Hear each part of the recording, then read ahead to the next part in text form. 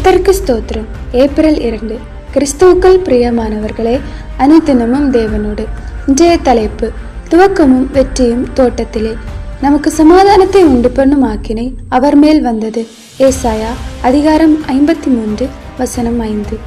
கிறிஸ்துவின் சிலுவையை நோக்கிய பயணத்தில் கடைசி தினமான இன்று அவர் மனதளவில் மாத்தர்களுக்காக அதிகமாய் வியாகுலப்பட்டார். இந்த நாளில் 12 சீஷர்களோடு பந்தியிருந்த பிற்பாடு கெத்செமனே தோட்டத்திற்கு இயேசு கிறிஸ்து பிரவேசிக்கிறார். கிறிஸ்தவர்களாகிய நம் மனதில் 2 தோட்டங்கள் இடம்பெற்றவை. அவை ஏதேன் தோட்டமும் கெத்செமனே தோட்டமும். வரலாற்றில் 2 தோட்டங்கள்.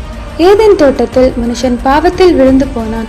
ஆனால் விழுந்து போன மனுஷனை தூக்கி எடுக்கும்படியாகவே தேவன் கெத்செமனேக்கு சென்றார். ஏதேன் தோட்டத்தில் தேவன் மனுஷனை தேடி போகிறார்.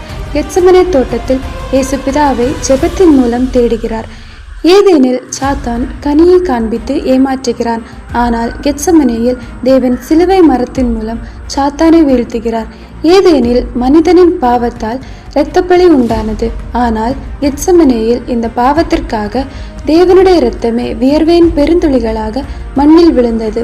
பிரியமானவர்களே, வாழ்க்கையில் 2 தோட்டங்களையும் என்றைக்கும் மறக்கக்கூடாது.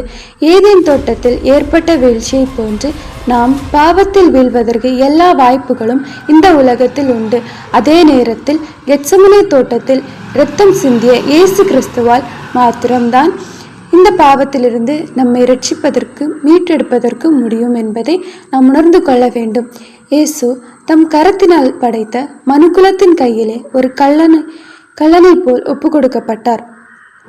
அதிலிருந்து அவர் அனுபவித்த பாடுகளின் கொடூரத்தை வர்ணிக்க வார்த்தைகளே இல்லை. நம் சொந்த இரட்சகரை நோக்கி, எனக்காக இரத்தம் முழுவதையும் சிந்தினீரே, எனக்காக உம்மை சிதைக்க ஒப்பு கொடுத்தீரே, உமக்காக நான் எதை செய்தேன் என்று நாம் ஒவ்வொருவரும் இன்றைய தினம் கேட்போமா?